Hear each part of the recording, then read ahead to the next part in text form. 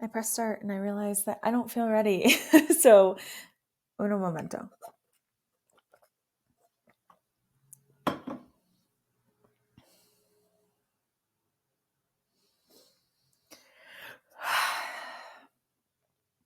Can we start together today by taking a couple deep breaths? I am feeling this heaviness in the middle of my chest all of a sudden, and I feel some deep breaths would be beneficial for me and would love for you to join me.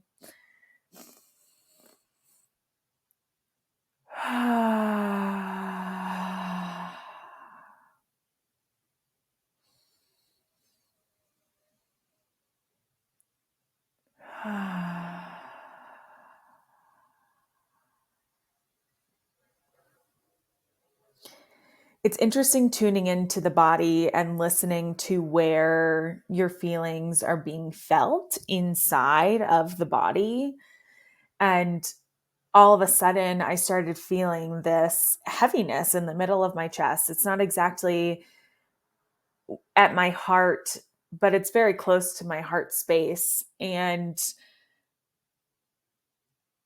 maybe in this podcast, I will be uncovering why if that comes up. But yeah, it's interesting. I think a deep breath was good for me to ground. But hey, it's me, ABSD. Welcome to the Inner Dialogue podcast. It's Tuesday, February 27th. It's 12 o'clock noon exactly. And I woke up to a bunch of vomiting animals this morning. I woke up in the middle of the night to a wet spot on the bed and thought the dog had peed in the bed, but turns out it was vomit.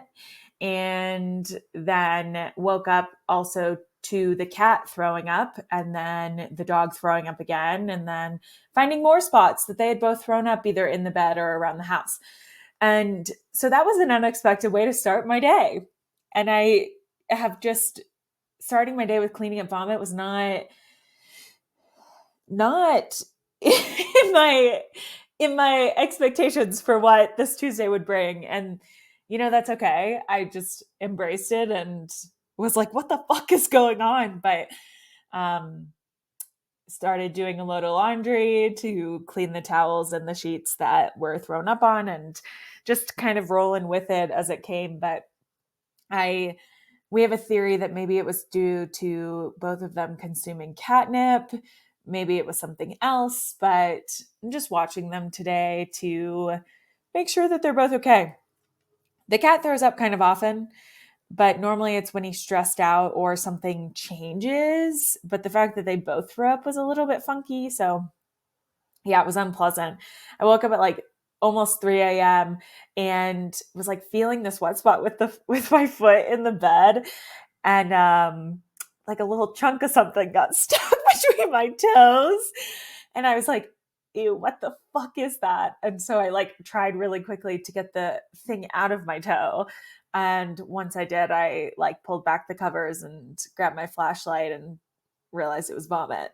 So yeah, just parts of life, right? um, I have gotten in the habit of podcasting on Tuesdays because it's a day that I am home alone and Nick is in the office, and it's a different kind of space that I enjoy having and bringing into my inner dialogue space and being vulnerable. And I was thinking about it today and thinking about, okay, it's Tuesday. I should podcast today. And then I was like, do I really want to podcast today?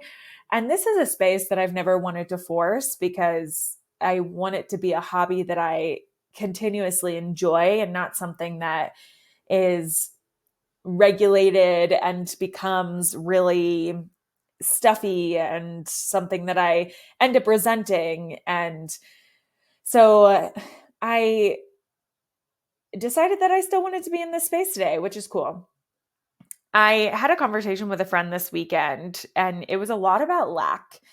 And that is where I feel like I want to talk about today, talking about lack, talking about how to turn lack into love, how to see ourselves through the eyes of unconditional love, how to get to a point where we can acknowledge that we're feeling lack, whether it's around a certain situation or whether it's just about ourselves.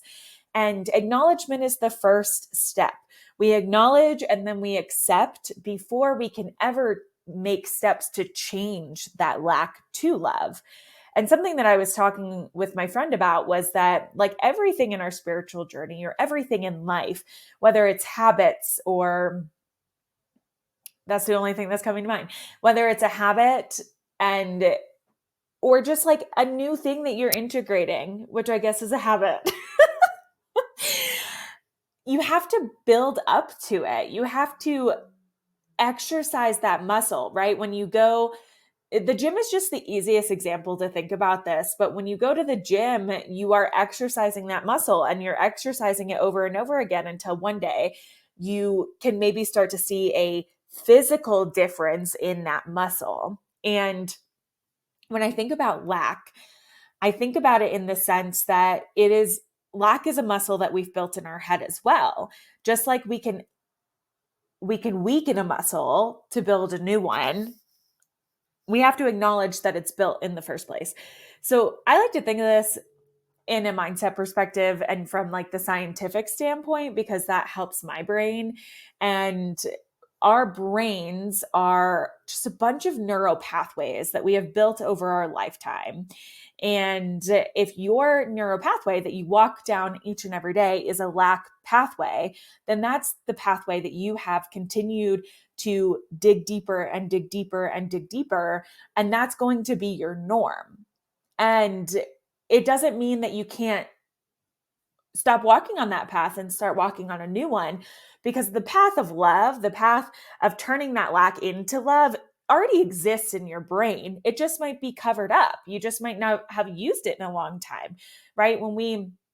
I love using the example when you're walking down a pathway on a hike and you come to a fork in the road. You're going to choose the pathway that looks more defined, like people have used it more, rather than the pathway that might seem overgrown a bit and you don't know if it's actually leading somewhere and it might have a lot of fear attached to it.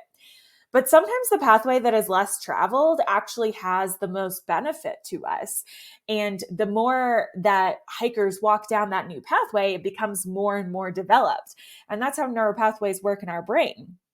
And so lack can come around all things in our life. Lack can be around money is a big one. It can be around our insecurities, our self, the victimization that we have within ourselves, the feeling that we're not good enough or not worthy or are not loved. Lack can come in the way that we show up, right? Like whether you feel lack in your success or lack in progress or lack in growth, lack in friendship, lack in community, lack in every aspect of our life can, and for some people does exist. And I would say lack exists in all of us, and it's how we are able to acknowledge and accept and transmute it into love determines these new pathways and also determines our path forward from lack. I used to have a lack mentality around everything in my life, but it was not a mentality that I shared with others. It was a mentality that was only inside of myself. And so I would eat myself away with this lack of that I wasn't good enough, that I wasn't capable, that I would sit in a room and eat myself away at the comment or the opinion that I had right after I said it and create this lack inside of me and this conviction that told me that that was the only option, right? When we're in a lack mentality, it feels like the only option, but it's not. And that's just like a huge first step, is realizing that lack mentality is not the only option, that there is another option available. And something that mindset preaches grandly is starting to think differently and allow new thoughts to come into your mind. And this could be something as simple as writing down a new thought on a piece of paper and looking at it every day and allowing yourself to say that new thought out loud, because our brains think the same thoughts day after day after day. And if we're not integrating new thoughts or new behaviors into our mind, then we're essentially just living the same day over and over again. And that's not helpful to us. That's not helpful for our growth. That's not helpful for where we want to be and how we want to show up in the world. And I can say from personal experience that this transition from lack to love is not flipping a switch. It's not something that happens quickly or overnight, or this is the worst example ever, but it's what's coming to mind because weight loss was such a big theme in my life for so long, of like, just like the weight wasn't put on in a day, the weight's not going to come off in a day. It's the same idea of your lack mentality has been built over your life, and it's not going to just be gone in a day. And truthfully, I've been doing this work now for multiple years and it's still inside of me. But now the biggest difference is that I can see it, I can accept it, I can then transmute it into love. I can see myself through the eyes of love. I can grant myself grace. I can grant myself the opportunity to see it differently. And that is a beautiful transition, and where I hope to help people get to know that there is something different than what is the reality of feeling all this lack. So my suggestion when starting with wanting to acknowledge the lack within inside of yourself is pick one avenue. And for a lot of people, this could be money. For some people, it might be their bodies, the way they look, the way they show up in the world. For some people, it could be lack in friendship and community, or around their career.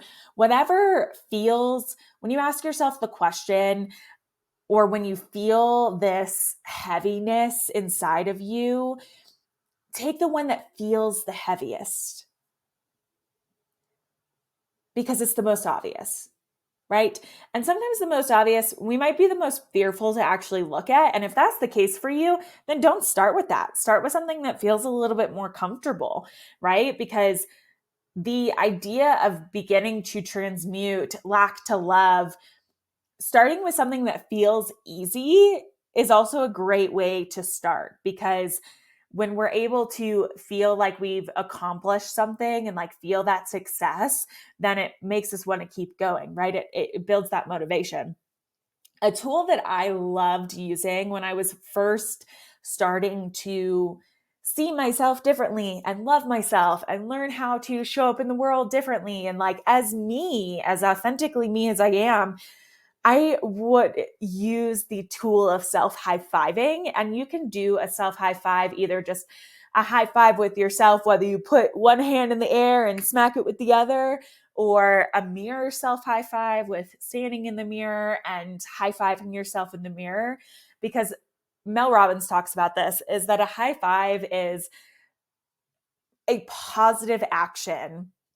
And like, if you think about sporting games or just like congratulating people, high fives is a great way to do that. And it's associated in almost everybody's brain as a positive thing. And so it starts to give this positive like shift in your brain of, oh, like I've done something good. Look at this. Look at this accomplishment. High five, high five. And even if you're just high fiving yourself in the morning to say good morning, I woke up out of bed today.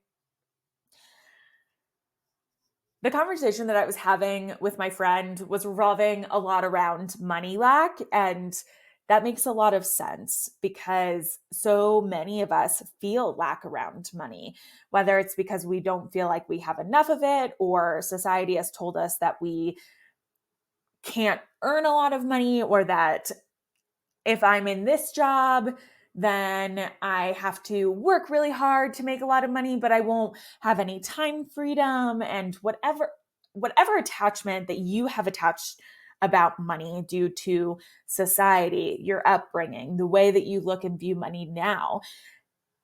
it oftentimes, especially around money, this lack feeling is attached to it. And with money specifically, just like anything in the universe, money has a vibration. And if we feel lack around money as a vibration, then that's what we're continuing to put out into the universe. And that's what's being brought back to us. And so as we're turning this mentality from lack to love with money, we're changing the vibration that exists around money. And that's important because when we're calling in more money, more abundance into our lives, being able to put a new energy and vibration around it is so powerful. And so money affirmations can be very powerful in this. And a good tool that I love, that I recommend, that was recommended to me when I went through my mindset course and training, was Rich as Fuck by Amanda Frances. Amanda Frances is an amazing tool when it comes to money, teaching the mindset behind money, the energy, and also giving you intentional questions to dig into realizing the roots that are attached to your money lack, and then being able to uproot them so that you can see it differently and start to think differently and call money into your life in new ways. And I have been working on my money lack inside of me for over a year now. And money is something that for most of us, we, especially depending on how you grew up and kind of what level of class you grew up inside of, money has lack attached to it, or the idea that if you have money, you're a bad person, or you do bad things because of the money that you have. And it's like, that's all bullshit, right? Like, that's not the case, but that's what we're told and taught, and that's what we attach to. And it's not, if that's not where you want to be long term, like if you want to call money into your life, thinking that having money is going to make you a bad person is not servicing you. And it's also not servicing that money coming into your life.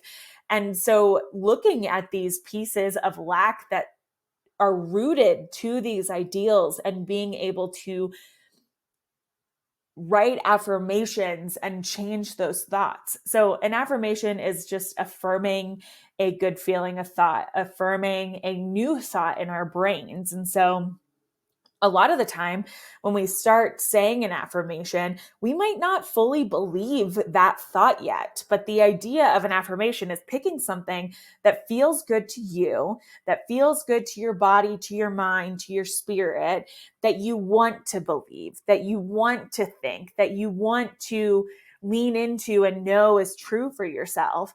And saying it over and over again until that new thought has become a thought in your brain and is something that is now your default, right? For the longest time, I did not believe that I was worthy, and I did not believe that I was enough or loved. And so some of my favorite affirmations was, and still are, I am worthy. I was always worthy.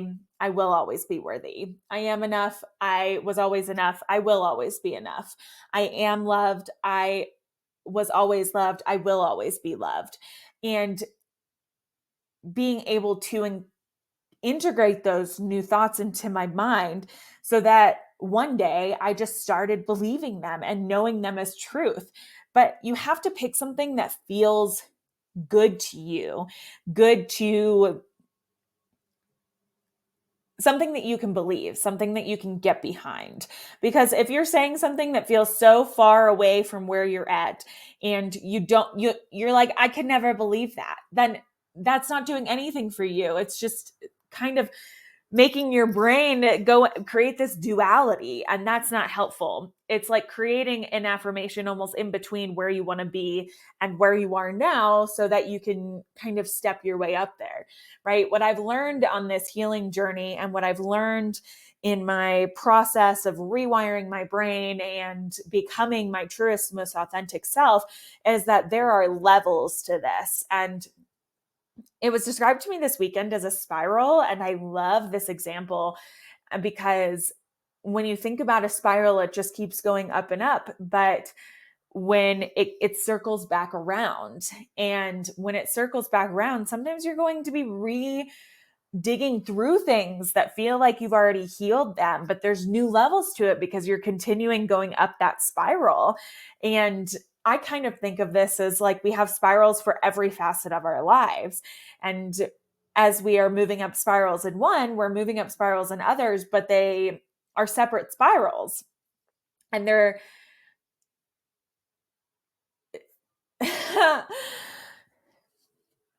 hmm.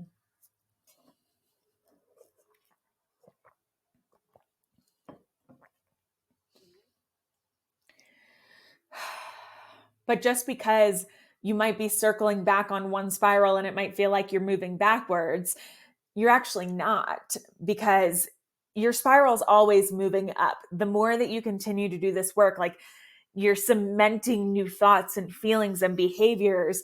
And when you're doing that, it brings up new thoughts, new feelings, new behaviors that then bring up new. And it's just this perpetual cycle because we're human and we're such intricately beautiful and complicated beings that carry energy with us from before our time and intergenerationally and through our whole lives that are attached to us and our being, that we have to go through this work of healing and looking at it and actually digging through it to understand and see and find our most truest self and truest timeline and highest self. And we all have such beautiful power within us, and that power looks different for every single person. And comparison is the thief of joy. So if you're comparing your power to somebody else's power, you are only stealing your own joy, and it's only harmful to you.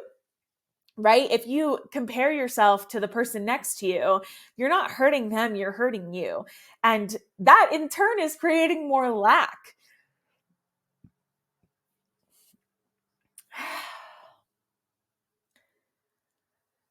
Something that I realized through talking with community people and members in our society and also friends and family is that comparison is something that we're taught.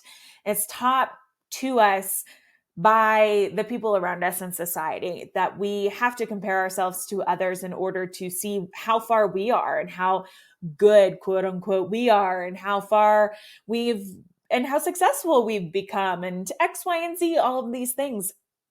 And it just creates this lack inside of us that we're never going to be good enough as we are. And that's such utter bullshit, because when you break down you as a human being, you are good enough as you are. There is no part of you that is supposed to be like that other person that you're comparing yourself to.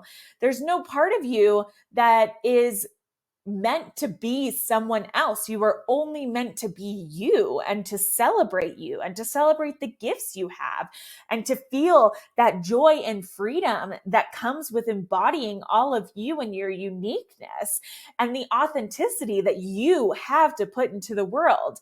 You are a gift to this world as you are, and being able to love yourself for who you are and what you have to give. And on this path to loving yourself is looking at this lack and looking at the lack that exists inside of you and acknowledging it and accepting it and seeing that you want to see it differently and think about it differently and know that that's not who you are at your purest, most beautiful, divine self.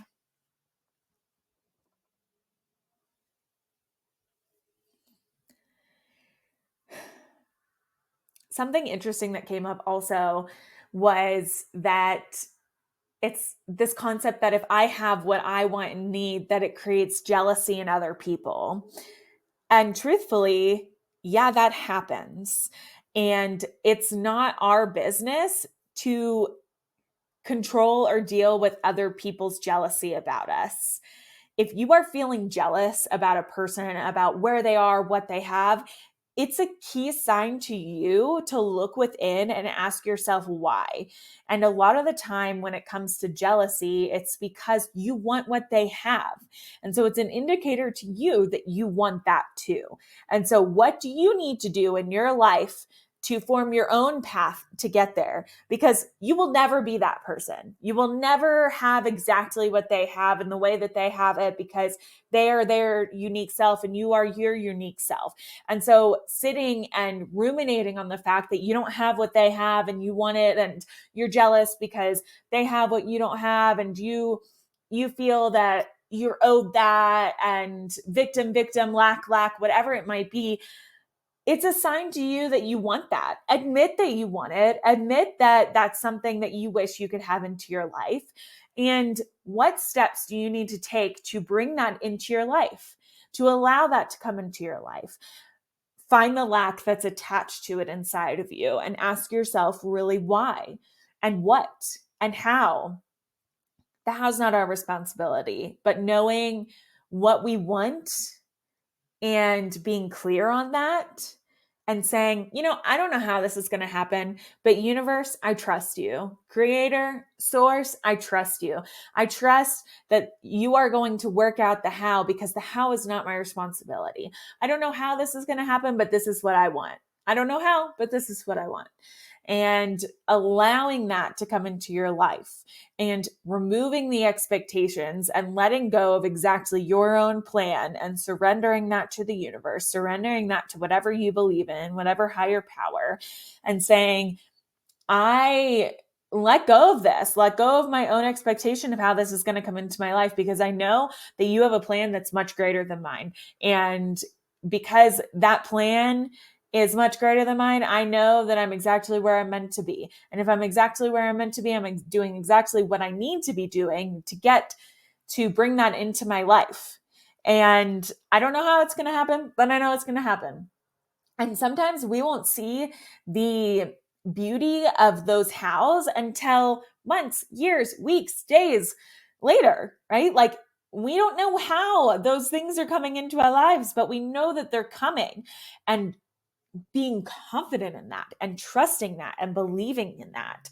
Brandon Foster taught me this concept of, I don't know how, but I trust. And it's something that I use in my practice often, because it there are so many things in my life that I sit and I wonder, how the fuck is this going to happen? But it is my job to trust that they are going to happen, to know that it is going to happen, to believe it, and to keep doing my work, to keep taking action in my life, to keep tuning in, to keep looking at this lack, transmuting it into love, and looking into myself and asking myself, okay, I don't know how this is going to happen, but what is the next action that I can take that I know is going to head me in the right direction?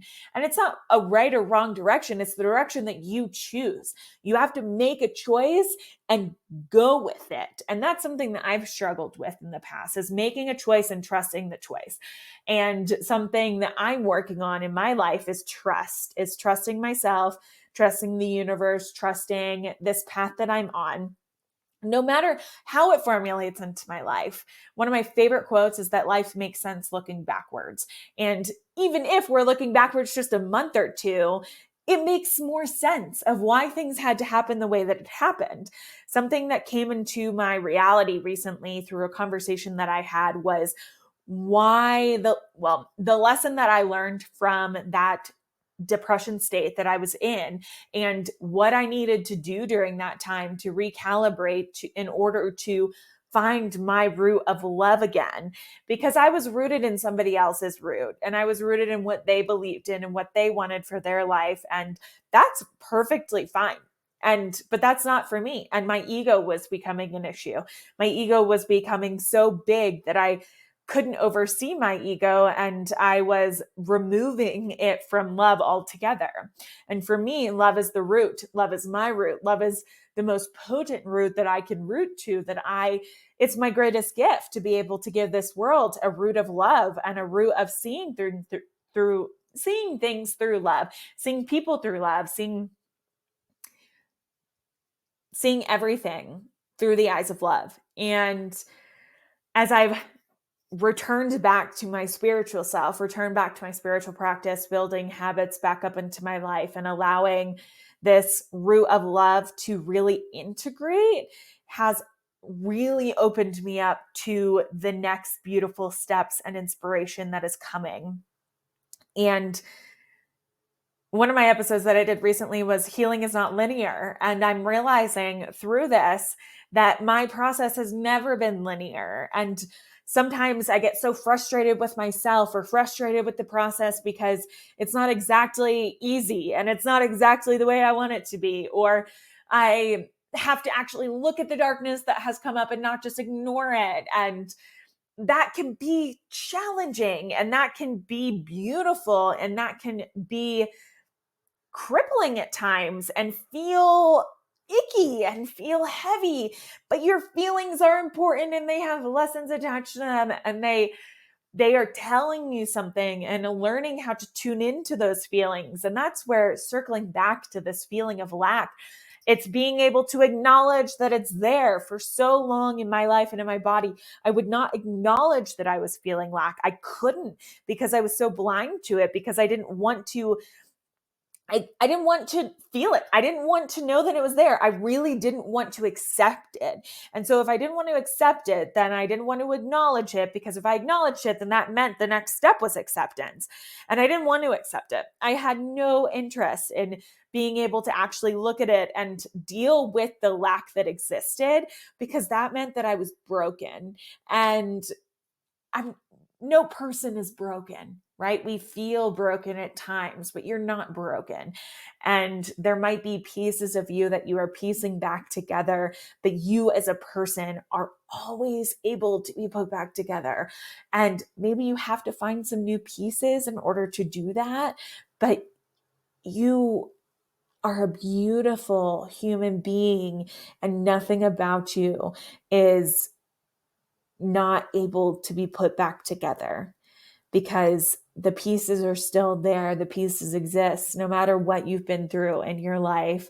And for some people, it might be finding brand new pieces and putting them together in a way that you never imagined, and being okay with that process, okay with knowing that life might never be what it was before. But I truly believe that life has a funny way of working out, and that we go through things to learn lessons to bring us to the next beautiful place in our lives, no matter how difficult they are. And with all of that being said, I empathize with where each of us are in our journey and paths, and that if you are going through something that feels impossible and hurtful, and that you feel like you're being ripped apart from the inside, hold yourself, ask for other people to hold you.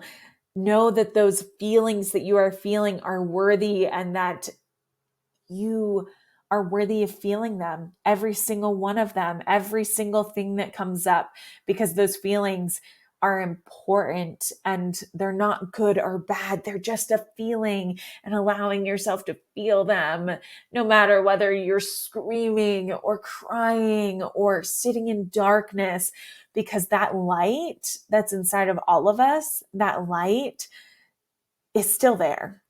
No matter how dark your room is, no matter how dark it's been for a long time, your light still exists. And maybe it's just covered up by some of the pieces inside of you, but it's still there and it's still accessible. And it's okay if that darkness is overpowering it right now, but your light is still inside of you.